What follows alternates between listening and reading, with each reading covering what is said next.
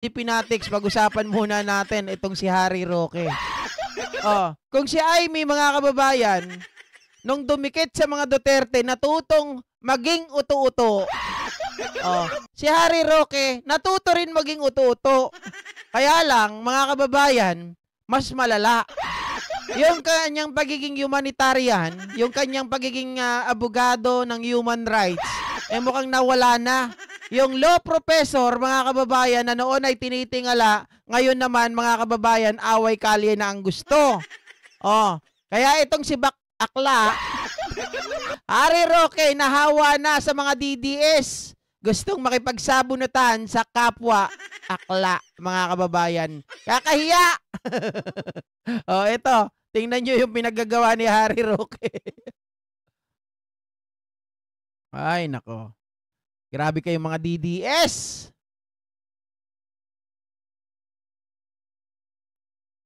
Sabihan sa Pilipinas, usapang lalaki. Kung ayaw mo usapang lalaki, usapang tapat. Pero hindi ka tapat. Ganyan ka pangiti-ngiti ngayon sa mga viewers mo na wow, galing ang bait-bait ni Alvin, no? Nakikipagbate, hindi siyang may responsibleng gulo. Pagtalikod, magwawakwak na naman sa... But that's already a judgment. No, but you feel. Diba, nagkakapal pa tayo rito. What you do? Oy, nagpa-plastika, nagkakapan. Nagkaanuhan ba kayo? Nung nagkakapan ba kayo? Nagkadakmaan ba kayo? Wait. Konnichiwa, Gina 31.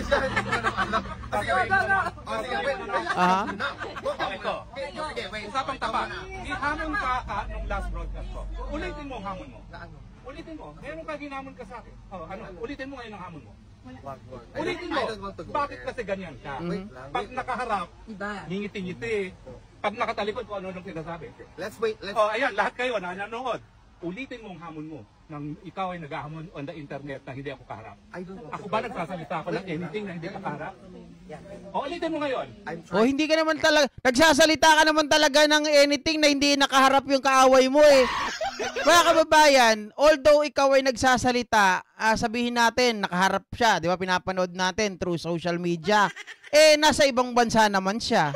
Hindi niya masabi yun ng harapan sa tao. So, mga meaning to say, mga kababayan, it is equivalent na ikaw po ay nakatalikod doon sa kaaway mo na nagsasalita ka against him. Parang hindi na naiintindihan yun ni Harry Roque. Tingnan mo, palaaway na, mga kababayan. Simula nang dumikit ito sa mga Duterte, palaaway na. Sabi ni Labid DG, magtsupa ka na lang kayo. Anong try to fix this? Naghamon ka eh. Pag nakaharap kasi, iba ka. Ulitin mo ang hamon mo.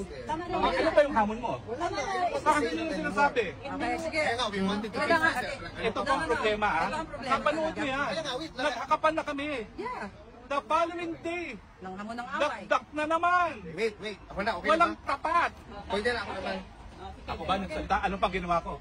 Binura ko pa yung aming broadcast, upon request of someone close to me. I can also delete it now. Ang punto, hindi mo alam yun. Galit na si Roque. Ang nangyari is nakipagharapan ka na, akala ko tapos na. Akala ko okay na rin si Maharlika. Hindi ko naman makukontrol sa Maharlika. Kaya nga yan, Dragon Lady. At hindi ko sila kaaway. Hindi yan makukontrol sa sariling usapan. Itong problema pag walang katapatan sa usapan. Pag pumapaliktad sa usapan. Iba na naman nasasabihin yan bukas. Iba na naman nasasabihin yan bukas. I respect that. Hindi ko lubos maisip paano nag-transform si Harry Roque bilang isang human rights lawyer. Diba? Professor of law. Tapos mga kababayan ang gusto mag-law. Bastos mo, GP, wala namang kinalaman niya. De, joke lang, guys. Pero, again, kidding aside, hindi ko talaga maintindihan. Hindi ko lubos maisip na si Harry Roque na tinitingala dati, mga kababayan, sinasamba ng mga kabataan na gustong, kahit even si Luistro, di ba? Si Jingy Luistro, si Congresswoman, ay tinitingnan niya yan na napakagaling talaga na human rights advocate, human rights lawyers. Itong si Harry Duterte, si Harry Roque. Pero ngayon, mga kababayan, tingnan niyo kung gaano kababa ang kanilang pagkatao ngayon. 'Di ba? Isang lawyer nakikipag-away ka sa harap ng social media. 'Di ba? When you are a lawyer, mga kababayan, ang paniwala ko, dadaanin mo sa ang lahat sa legal remedy. Pero sa nakikita natin ngayon, ang legal sa kanila, social media na. Diba, hindi na dinadaan sa mga kaso-kaso, hindi na dinadaan sa mabuting usapan, I mean sa mabuting usapan, di ba? Kasi kung ikaw isang abogado, ipapakita mo yung napag-aralan na dapat at all times under the canon. Ano yung canon? Yan po yung kanilang parang tawag dito mga kababayan, yung kanilang bylaws, bylaws, yung kanilang kumbaga sa mga tawag dito sa mga mamamahayag, 'di ba? Meron silang tinatawag na member ng KBP. Oh, eto sa kanila, meron din sila sa canon na kailangang sundin nila at all times na dapat hindi sila ganito.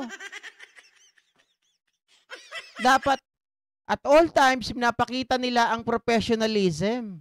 Pero nakikita natin si Roque, wala na sa kanya yon, guys. Asal kalye, aso na rin. Oh.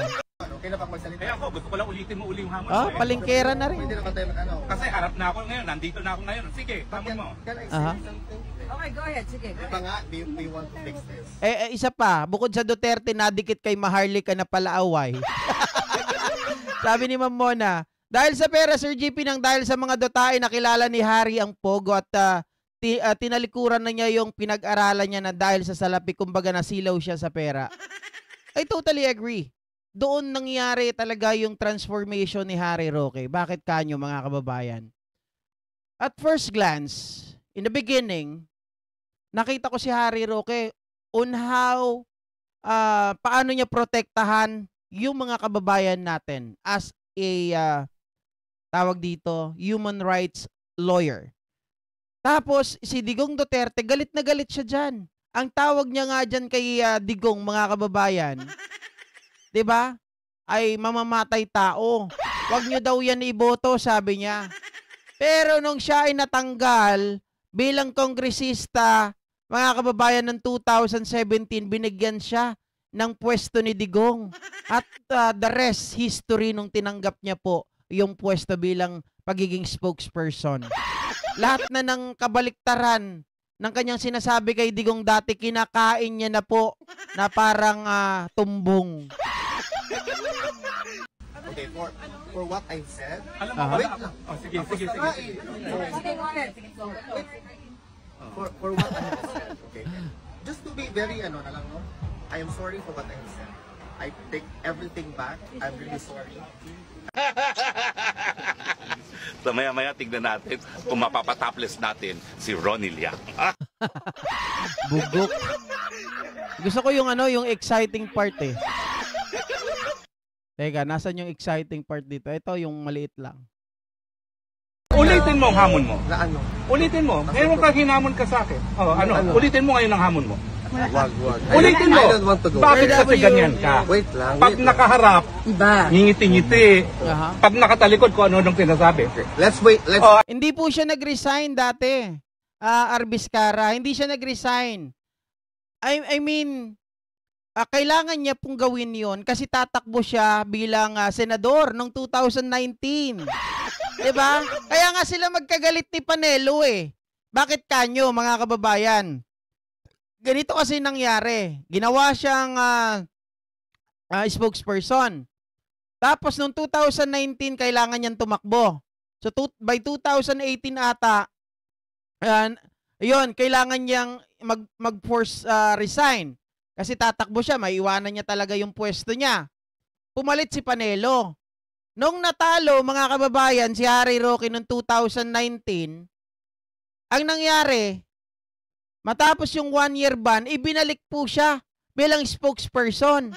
Kasi nga, etong si Panelo, nung naging spokesperson, ang pinagsasabi niya, may sinabi siya tungkol sa vaccine eh.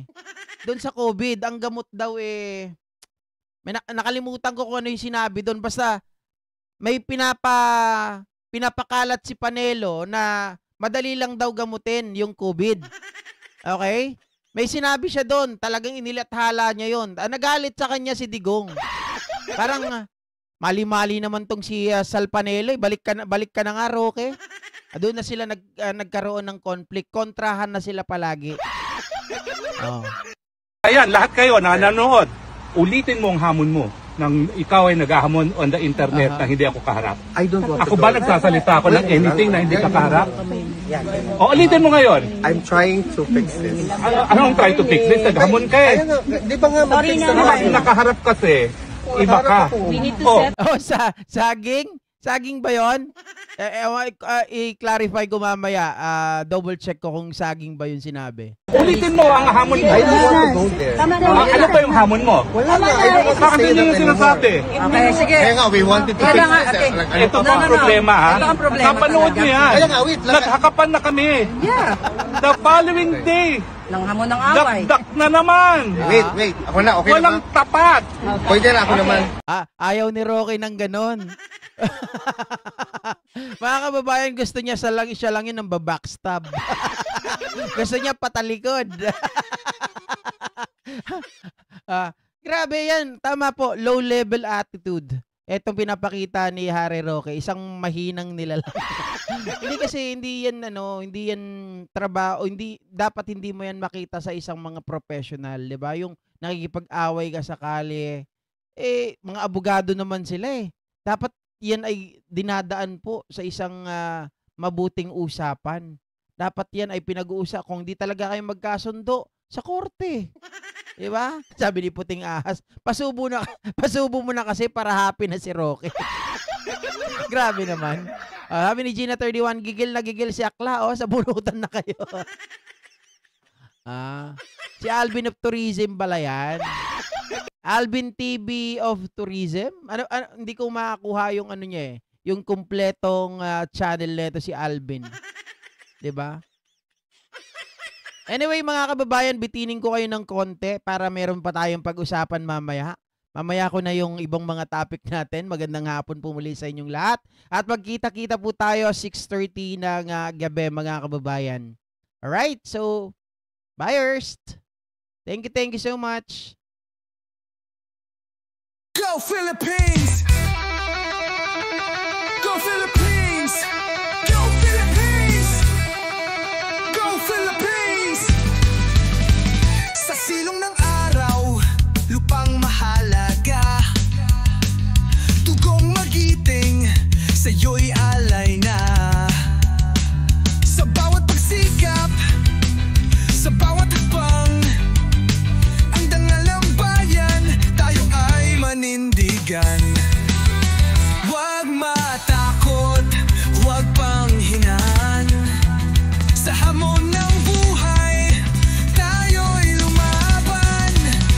Pag-ibig sa bayan, sa puso'y ilaganap. Tugot pawis aking handang iharap. Go Philippines, bayan kong mahal. Sa iyong buhay ko ay iaalay. Sa hirap at ginhawa, hindi kita iiwan. Laging tatanglaw, hindi papatinag. Sa liwanag mo, O Diyos, ako'y nagising. Pag-ibig mo sa bayan, walang kahambing. Sa bawat sugat, ikaw ang naghihilom. Pag-asa at lakas, sa'yo tutugon. Yeah, go Philippines, taas noo, di pabubuwag. Kasaysayan natin, di mabubura na sinungaling at huwag. Fake news, dapat nating labanan. Buksan ang isipan, huwag magpabigay.